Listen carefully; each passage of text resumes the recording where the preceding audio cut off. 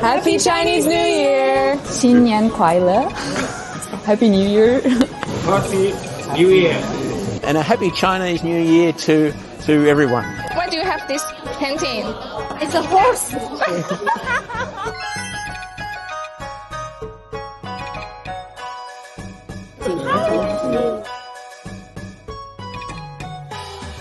I feel like Chinese New Year is very different from American New Year, so I think it's been very fun to like learn more about the traditions and feel like I get to participate. I'm learning a lot through this. I learned something new today, how to ride horse.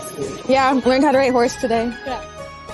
It was a great opportunity to practice something that I've never done before, so very different and obviously part of the Chinese New Year, so it's a good opportunity to do and to learn something a little bit different, a little bit special.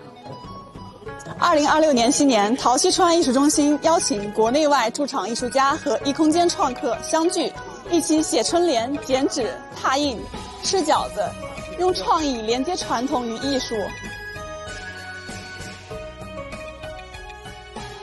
好。